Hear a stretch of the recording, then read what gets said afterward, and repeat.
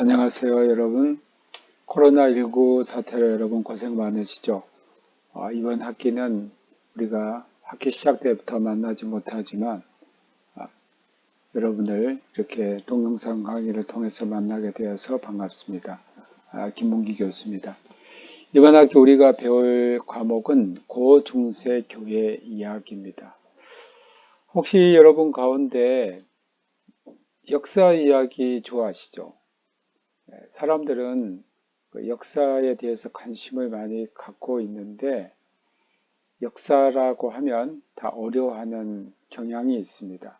사실 역사라는 것은 이야기라고 할 수 있고 우리가 이제까지 살아던 모든 우리의 삶은 훗날 사람들이 보면 역사가 되고 또 그 이야기가 쌓이는 겁니다.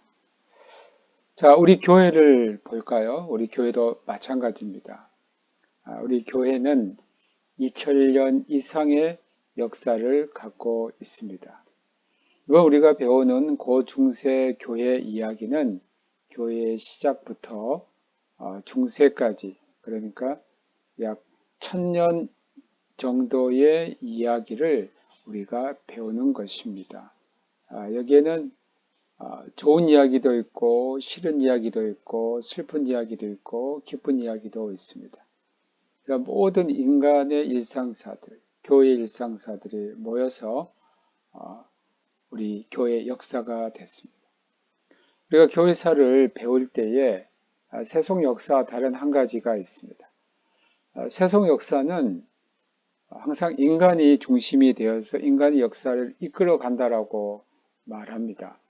그러나 교회 역사에서는 세상의 모든 역사, 교회의 모든 그러한 일이 하나님이 주권자가 돼서 하나님의 섭리 안에서 하나님께서 일하시는 역사의 주인이시다라고 말합니다.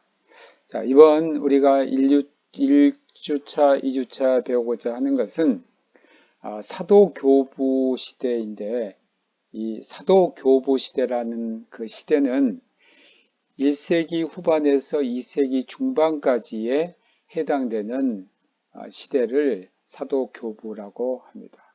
이것은 예수 그리스도께서 교회를 시작하시고 그 제자들에 의해서 이제 기독교가 전파되면서 이제는 유대교의 그 배경하에 있던 기독교가 헬라 세계로 이방인들의 세계로 발을 들여놓은 시기입니다. 또 이것은 헬라와 로마 고대 속에서 그리스도교의 역사의 시작을 의미합니다. 여러분 이제 사도교부라는 건 누구냐면 예수 그리스도의 제자들이 있습니다. 이 제자들이 또 제자들이 있겠죠.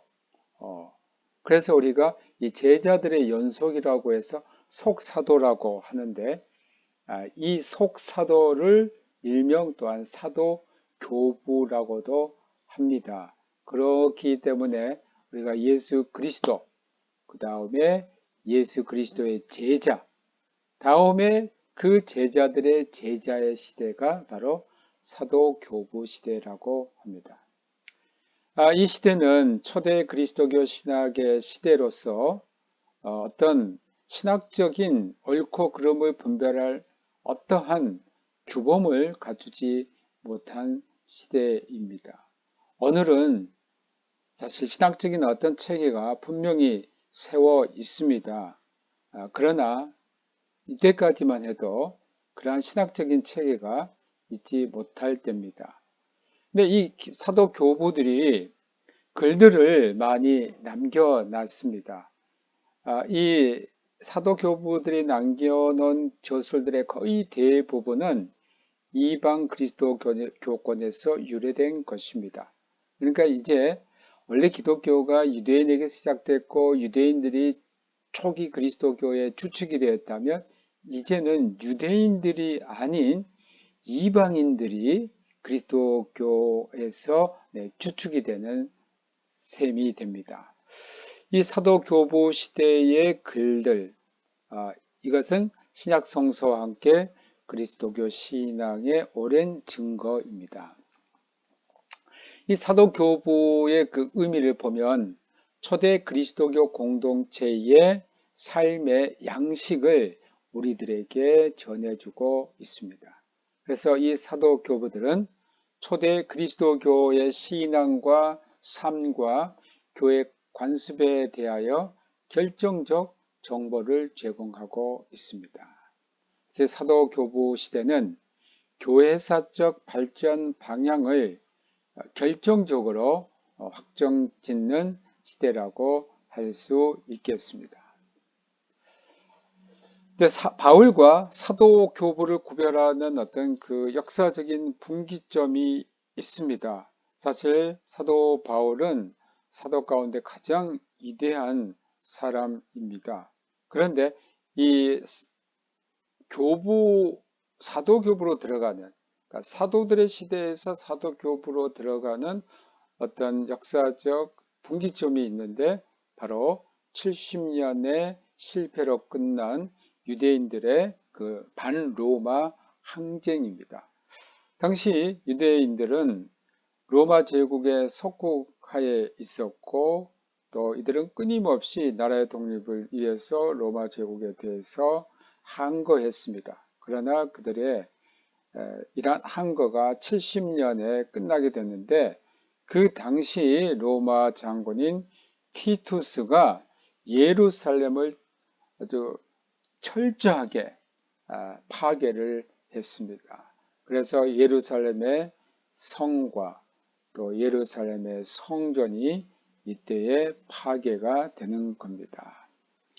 이렇게 됨으로써 유대인들은 그들의 영혼의 고향이라고 할 수 있는 성전이 사라져 버렸고 또 처음에는 기독교인들이 유대교와 그리스도교의 어떤 분명한 경계가 없었는데 성전이 파괴됨으로써 예루살렘의 유대 그리스도교 공동체는 이제 요단강 동편으로 이주를 하게 됩니다. 그리고 그리스도교의 사상적 발전 과정은 전적으로 유대교의 히브리적인 영역 속에서 헬라적인 영역 속으로 들어가게 됩니다. 이 사도교부들의 중요한 저술들이 있는데 몇 가지 먼저 알려드리고 자세한 것은 다음에 설명드리겠습니다. 첫 번째, 클레멘스의 첫 번째 서신은 95년경 로마에서 기록됐고 이그나티우스 일곱 서신은 안디옥 감독 이그나티우스의 서신으로 수신자가 다양합니다. 115년경 순교진 로마로 여행 중 기록을 했습니다. 또 폴리카베의 서신이 있는데 이 폴리카베의 서신은 빌립보 교인에게 보낸 것으로 110년경 스미르나에서 기록했습니다. 여러분 우리가 교회에서 쓴 스미르나로 했는데 신약 성경에서는 서머나로 이렇게 기록되어 있습니다. 바나바의 서신은 130년경 이집트에서 나왔을 가능성이 높습니다. 또 클레멘스의 두 번째 서신은 140년경 로마 또는 고린도에서 기록한 것으로 보입니다. 또 헤르마스의 목자서는 150년경 로마에서 기록을 했고 파피아스의 단편은 150년경 이레네우스와 유세비우스에 의해서 전승된 것으로 사실 이것은 저자가 분명하지 않습니다. 디다케, 이 디다케라는 말은 헬라어로 교육 또는 가르침이라는 뜻인데 이건 12사도의 교훈을 담고 있는 것으로 2세기 전반 시리아에서 기록된 것으로 보여집니다. 이 70년 유대인들의 로마 저항운동에 있었는데 처참하게 실패를 했고 또 로마 제국의 트라이안과 하드리안 황제 치하에서 유대인들의 최후 저항이 있습니다.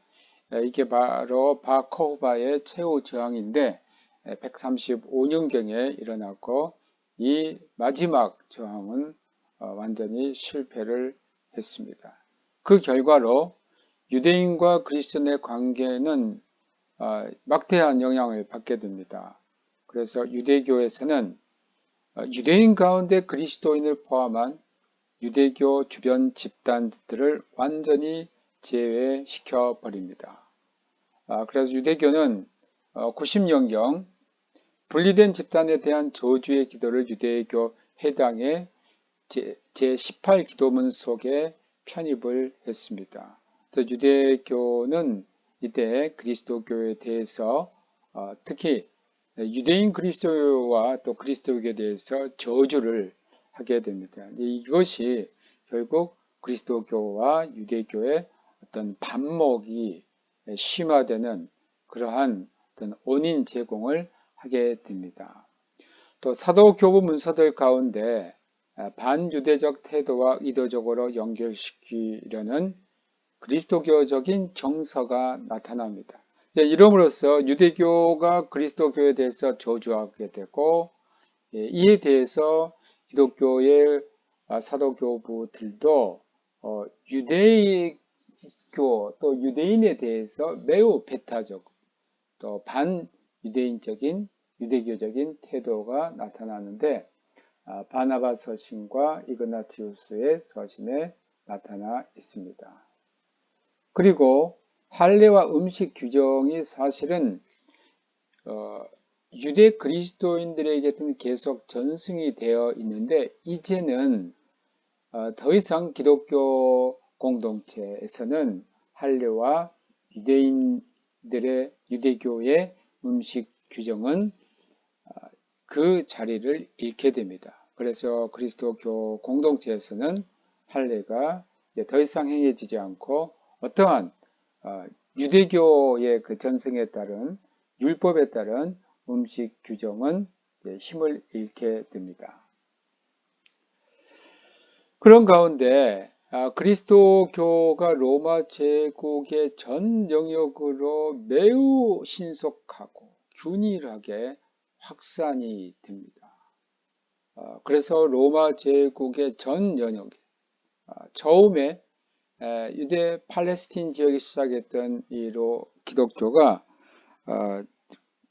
이탈리아 반도를 중심으로 또 서북부 아프리카 그리고 유럽 이 전체를 지배했던 로마 제국의 전적으로 퍼지게 됐는데 왜 이렇게 빠른 속도로 기독교가 퍼지게 됐을까?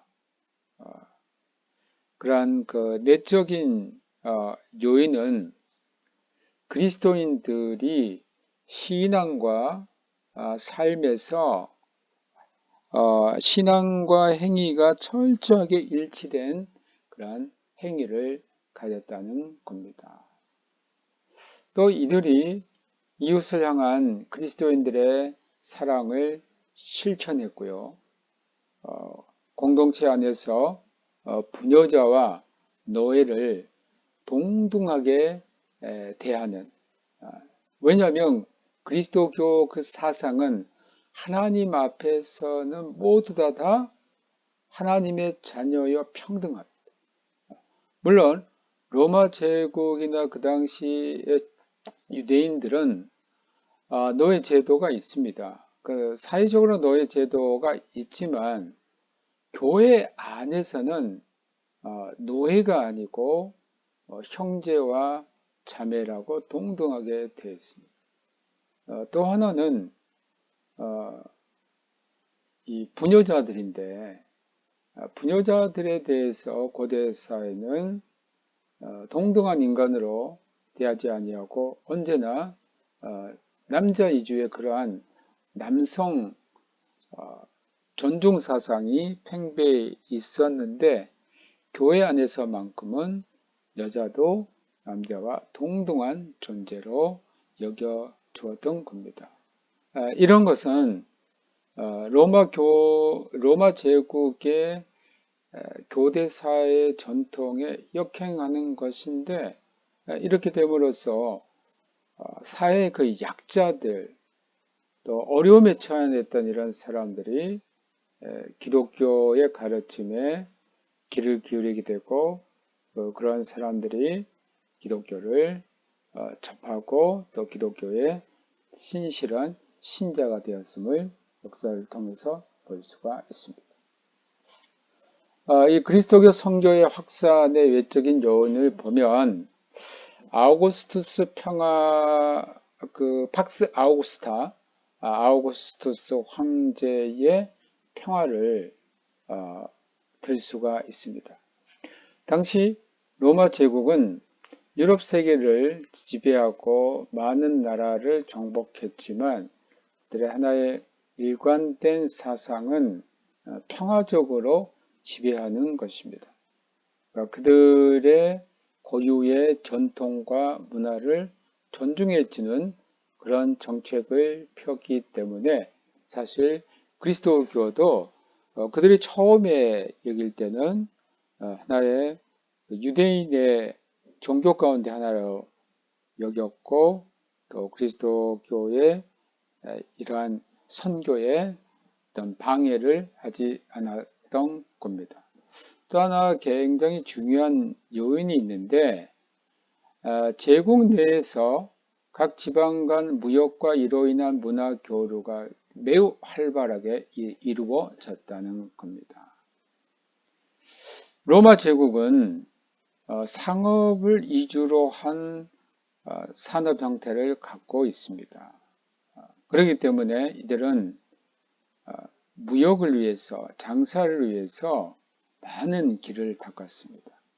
여러분, 모든 길은 로마로 통한다라는 말을 들으셨죠?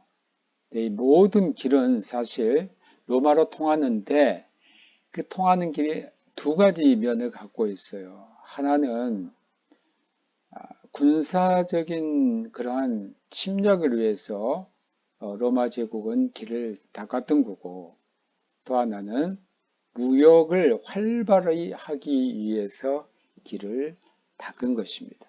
그러니까 결국 이 길을 통해서 기독교가 신속하게 전파될 수 있었고, 로마 제국은 상업이 중요한 국가 산업이었기 때문에 각 지역마다 상업의 거점 도시가 있습니다. 여러분, 신약 성경에 보면 도시 이름들이 많이 나옵니다. 한 예를 들면 고린도 전서우서. 고린도는 로마 제국의 매우 중요한 상업 중심지였습니다. 또 로마서 나오죠. 그래서 로마인들에게 바울이 썼던 편지 이름이 로마서입니다. 기독교는 이렇게 로마 제국이 만들어 놓은 각 지역의 중요 거점, 도시를 통해서 복음을 전파했고, 이 도시에는 많은 지방의 사람들이 오게 되었고, 이 지방에 있었던 사람들이 기독교 복음을 듣고 또 각 자기 지역에 가서 복음을 전파하는 매우 합리적이고 효율적인 복음 전도의 거점 역할이 바로 도시를 통해서 이루어졌습니다. 또 하나는 헬라적인 문화와 언어의 통일성입니다. 이런 복음 전파하는 데 매우 중요한 것이 언어입니다. 왜냐하면 복음은 말을 통해서 전파되는 겁니다. 그 당시 로마 제국은 헬라의 그 문화를 표방했었고, 또 헬라어가 당시에는 거의 오늘날의 공용어인, 국제적인 공용어인 영어와 같은 역할을 했기 때문에 사람들은 이 헬라어라는 언어를 통해서 매우 신속하게 복음을 받아들일 수 있었습니다. 여러분, 신약 성경이 헬라어로 쓰여진 것을 통해서 알 수 있듯이 바로 이 헬라어가 복음 전파에 매우 큰 역할을 했음을 볼 수 있습니다. 이러한 언어의 중요성은 비단 기독교가 처음 전파될 때뿐만 아니라 우리나라 선교에도 나타나는데, 선교사들이 와서 한글을 배우고 한글의 과학적인 우수성을 보고 굉장히 놀랬고, 우리나라에 그러한 지식 있는 사람들이 무시했던 이 한글을 다시 발견하고, 이 한글을 통해서 성경 번역을 한글로 하고, 또 이 한글을 통해서 우리 모든 어려운 사람들에게, 또 평범한 국민들에게 복음을 전할 수 있었던 겁니다. 그만큼 언어가 복음 전도에 매우 중요한 역할을 했음을 우리는 복음 전도의 역사에서 볼 수 있습니다. 다음으로 로마 제국이 그 당시는 유럽 세계를 지배하고 있었는데, 이들은 종교에 대해서 관용적인 정책을 폈습니다.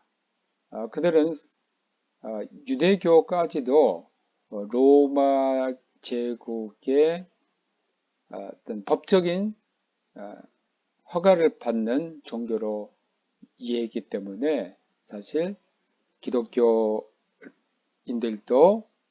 이러한 혜택을 동시에 받을 수 있었습니다. 그렇게 기독교가 널리 전파됐지만, 또 기독교에 대한 박해도 동시에 있었음을 우리는 역사에서 볼 수 있습니다. 기독교 선교에서 우리가 언제나 접할 수 있는 게, 기독교가 들어간 곳에는 어디에나 박해가 같이 있었다는 겁니다. 그러나 이 그리스도교에 대한 로마 제국의 박해가 끊임없이 있었던 것은 아니고, 시대와 또 통치자에 따라서 다른 양상을 보여주고 있습니다. 예를 들면 64년 로마에서 네로 황제에 의한 소수민족 박해가 있었습니다. 이때에 베드로와 바울이 순교한 것으로 추정이 됩니다.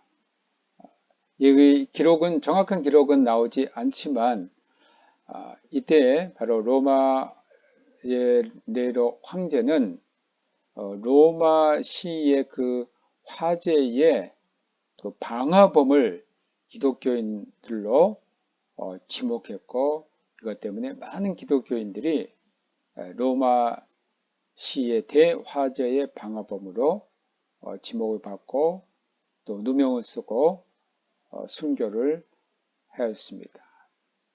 또 2세기 전반 그리스도교 박해는 각 지역에 존재하고 있었는데, 사실 로마 제국이 유럽과 또 오늘날의 중동 지역, 또 서북부 아프리카를 전체적으로 지배하는 지역이기 때문에 모든 지역에서 박해가 있었던 것은 아니고, 지역마다 또 황제마다 또 각 지역의 총독마다 달랐음을 볼 수 있습니다.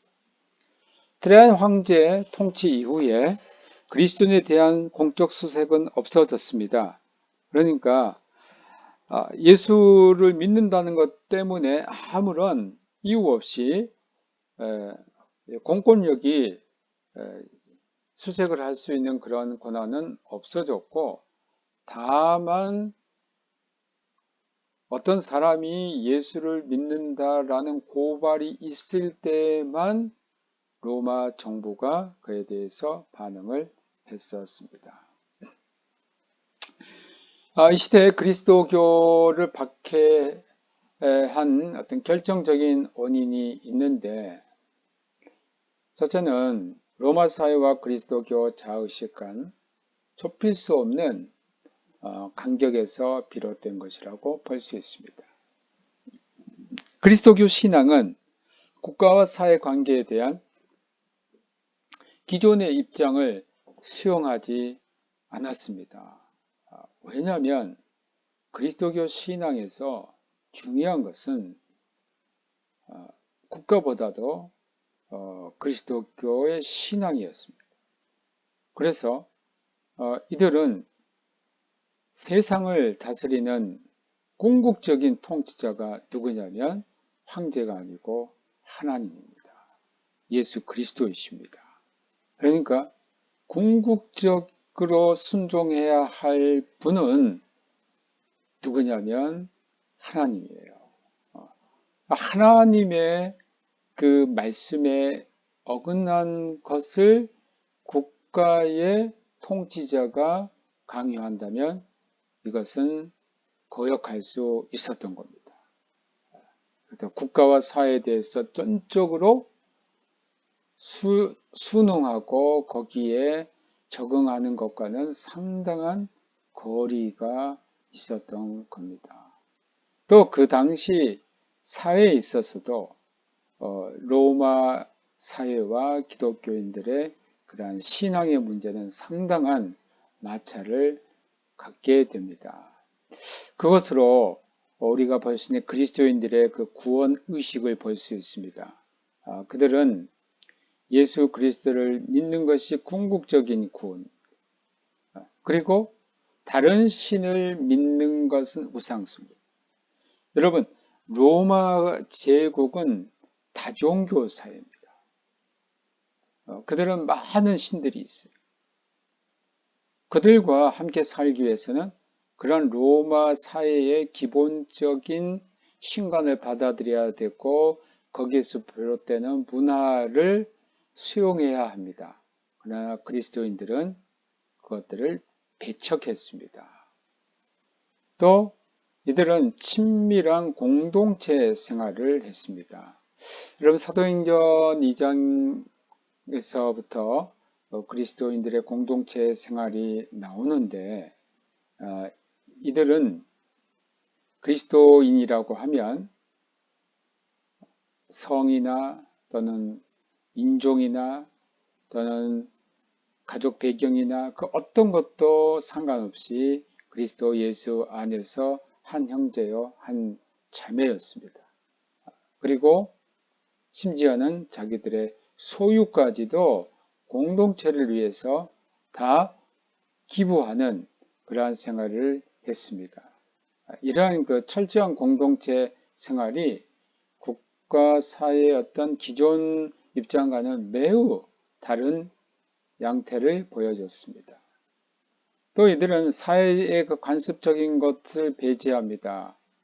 예를 들면 아까도 말씀드렸듯이 인종을 차별한다든지 또는 사회의 어떤 계급을 교회에서는 인정하지 않는다든지 이제 이런 것들이 로마 사회와 같이 할 수가 없었습니다. 또 하나 이들은 죽음을 두려워하지 않은 강한 그런 생활 태도입니다.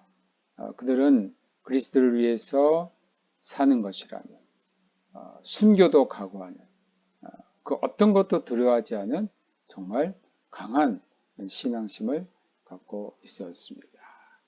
그것 때문에 많은 로마 제국의 군인들이 그들의 영감성에 감탄이 되어서 기독교 신자가 되는 경우도 있었습니다. 군인들은 항상 전쟁의 그 위험 가운데 자신들이 죽을 수도 있다는 그러한 두려움에 사로잡혀 있었는데 이들은 사자나 또는 맹수의 공격에도 굴하지 아니하고 그 원형 경기장에서 죽음을 담대히 택하는 것을 보고 군인들이 어떻게 하면 저런 용맹성을 가질 수 있을까라고 궁금하게 생각했고 그것은 바로 하나님, 예수 그리스도라는 그 신을 믿을 때에 저들이 그러한 용맹성을 가질 수 있다라고 생각했고 또 그러한 이유로 기독교에 들어온 경우도 있었습니다. 이제 우리가 사도 교부들의 신학을 알아보도록 하겠습니다. 이방 그리스도교권을 통한 복음 전파는 그리스도교 신학이 원시 그리스도교와 연속성을 유지하면서도 변화하는 과정을 보여줍니다. 하나님은 창조의 하나님이시고 구원의 하나님이시고 그리고 윤리적 공의의 하나님이십니다. 그래서 하나님의 초월성과 신과 인간의 차이가 강조되어 있습니다. 그들의 기독론을 보면 아, 다윗의 아들에서 이제 하나님의 아들로 다윗의 혈통을 띠고 태어난 인간이 아닌 하나님의 아들로 그리스도를 보게 되었고 또 그리스도의 부활을 그들은 카이로스로서의 그리스도를 증거하게 됩니다. 여러분, 이 카이로스라는 것은 그리스어에서 시간을 보는 두 가지 용어가 있습니다. 하나는 카이로스고 하나는 크로노스인데, 크로노스는 우리가 일반적으로 알고 있는 그 연대기적인 또는 우리의 매일 일상에 그러한 흐르는 시간을 우리가 크로노스라고 합니다. 카이로스도 시간인데 이 크로노스라는 시간은 어떤 의미가 부여된 시간을 카이로스라고 우리가 말할 수 있습니다. 그러니까 그리스도의 부활은 이미 하나님께서 어떤 택하신 그 시간에 죽을 수밖에 없었던 인간이 다시 살아나는, 그래서 그 죽음을 극복하는 그 카이로스, 그 부활의 시간을 통해서 그는 그리스도다, 신이다라는 것을 증거했다는 겁니다. 또 이들은 하나님을 로고스, 말씀으로 이해를 했습니다. 이 로고스라는 사상은 사실 헬라 사상에서 연유된 것으로 그리스도께서 이미 역사 이전에 계시다는 신적인 존재임을 나타낸 것이라고 볼 수 있습니다. 하나님은 계시와 세상의 심판자로, 새로운 희망의 재창자로, 새로운 율법의 수요자로, 윤리적인 삶의 주인으로 표현을 했습니다. 그리고 사실 원시 공동체, 그리스도 공동체 안에 부족한 것이 있다면 예수의 삶에 대한 전승입니다. 그럼 우리가 신약 성경에서 예수님의 삶에 대해서 정확한 기록을 볼 수 없습니다. 사실 예수님의 탄생에 대해서 우리가 마태복음이 잘 기록하고 있습니다. 또 예수님께서 성전에 올라가신 때 최초로 성전에 올라가신 그 유년기의 삶을 볼 수 있지만 그 유년기에서 공생애로 들어가는 그 삶은 전혀 성경에서 찾아볼 수가 없습니다. 그런 이러한 그 예수의 어떤 그 기록되지 않는 삶, 이것을 이제 원시 그리스도 공동체에서는 그것을 예수님이 바로 그리스도다라는 것으로 신학적인 전개를 한 것임을 볼 수 있습니다. 또 이들의 교회론을 보면 교회가 그리스도의 몸이고 그리스도뿐만 아니라 교회도 선제했다. 즉 역사 이전에 있었다는 것을 주장했고 교회는 성령을 통해서 나온 성령의 피조물이라고 그들은 보았습니다. 성령과 권능의 경험으로 저들은 정말 공동체에 있음을 확신했습니다. 지금도 종말론에 대한 이야기가 많이 있습니다.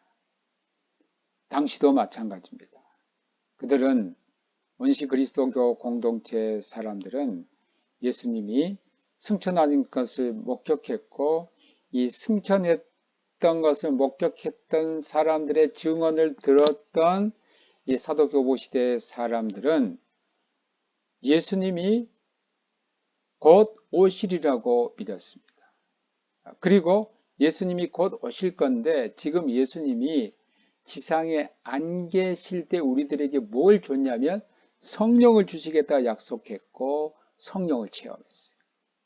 그렇기 때문에 주님이 오신다는 것을 굳건히 믿었고 주님이 이 땅에 이제 새로운 통치자로 오신다는 것을 믿고 있었기 때문에 그들은 순교가 가능했던 겁니다. 이 사도 교부들의 그 신학을 보면 그들의 윤리적인 면에서 특별히 신약 성서의 삶을 교회 공동체에 적용을 했습니다.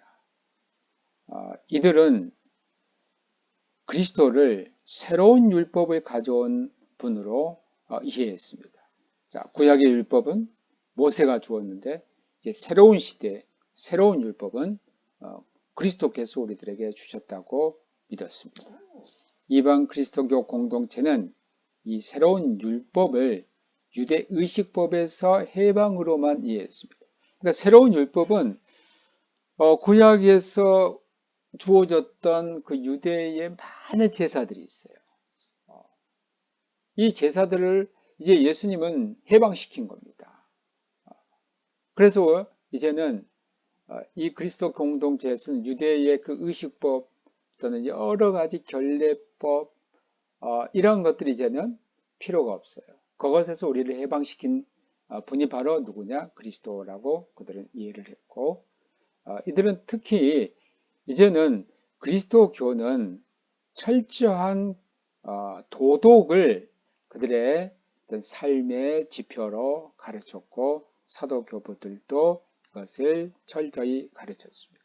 그러니까 이제는 그리스도교 안에서는 유대교의 어떤 의식적인 법, 제사법이 아니고 이제는 도덕적인 완성, 도덕적인 삶이 그들의 중요한 삶의 지표가 됐음을 볼 수 있습니다. 자, 여기까지 우리가 강의를 마치고 다음 시간에 지속하도록 하겠습니다. 여러분 수고하셨습니다. 여러분 질문을 받을 수 없어서 미안합니다. 여러분들 질문할 것 있으면 이 클래스에 올려주시고요.